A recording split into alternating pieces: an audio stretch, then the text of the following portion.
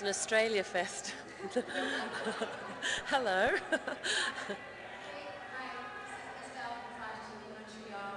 Hi, good, thank you. Very well, actually. Yes.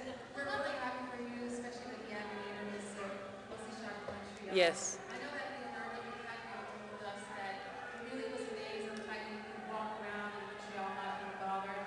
What was the thing that you appreciated the most about shooting in Montreal? I think it's an incredibly beautiful city, and having children to be brought up in a bilingual way is amazing. So even though he was a year younger than he is now, for him to be around two languages was a real gift, and he's incredibly verbal as a child, and I do think that that had a lot to do with it. I mean, it's a unique culture where those two quite opposing cultures sit very sort of closely, I think, from an outsider's perspective. And he loved the horses in town.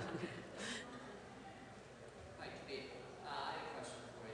A lot of Hi. us, when we're growing up, we learn to do imitations of our favorite actors. I was wondering if you were a child, if you ever did imitations of Miss Hepburn, or whether it was just you read the script and that's the first time you ever tried. No, I'm a terrible mimic. Whenever I try and do an accent, it always sounds Welsh or Indian, so don't ask me to do it now. It takes me a long time. I'm a slow learner, and then the other side of it is I've got a terrible memory, so then I can't recall anything I've done. I think I just won this. So no, I didn't. And part of the joy of playing Hepburn is that very early on Scorsese liberated me from the need, I think, to do an imitation. But then Katharine Hepburn was so distinct. She wasn't a beige woman. So unless you approximate her voice or her gestures or her incredibly vivacious spirit, you're not actually doing the job. So, but no, I didn't. I did right back here. Hi. Congratulations. Two questions for you. One, on the other scenes in life, what I noticed here that I was clothes, which is a lot of the women aren't wearing a lot of neckwear. There are a lot of necklaces showing. You mean the chain around our neck that our husbands usually drag us into these events? Yeah, I took mine off this evening. Why are there not a lot of necklaces this year as far as fashion goes? What was your decision for not wearing a necklace, number one? And number two, Leonardo has been very vocal. He hasn't worn a lot of jewelry this evening either. He's been very vocal about getting Martha to win the Oscar for Best Director. And I just want to know from you why you think he should win Best Director. I think, look, I think every actor who works with a director as closely as Leo has worked with Scorsese passionately wants their director to win. And the difficult thing about artistic achievement when it's turned into a race is that there has to be one winner. But I think everyone involved in The Aviator, but also Scorsese fans at large, hope that it's Martin Scorsese's year. But in the end, culturally, it is his year every time he makes a film. You know, he was always advancing the medium. And I don't think you need to shout that loud about it because I think everyone knows that.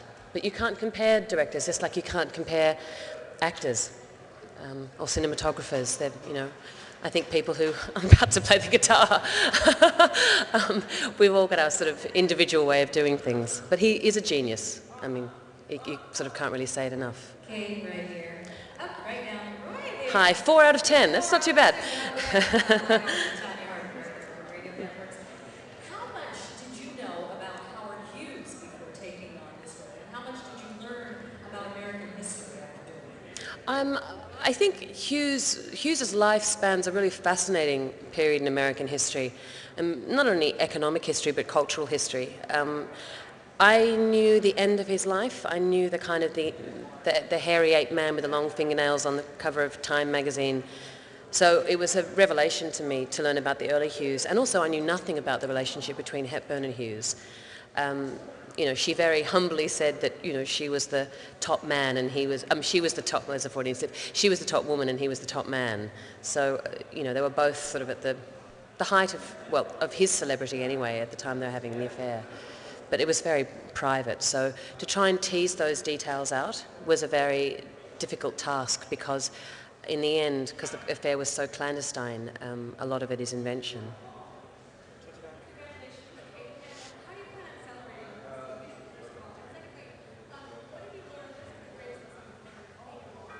Being a mum, I think I went back to work relatively quickly after our first child was born, and I was terrified because I kept been saying I'm terrified a lot. It was nerve-wracking for me because I thought I'm not going to feel as passionately about work anymore because my life is so rich and full and this amazing creature has just entered our lives. But I found that I became more economical. I think the often indulgent side that, you get to sort of read a book late into the night or chat on with the director, into the wee hours of the morning, you can't do that. But I was really pleased to find that my ability to play, almost in a strange way, became a lot looser because you are playing with children 24 hours a day, and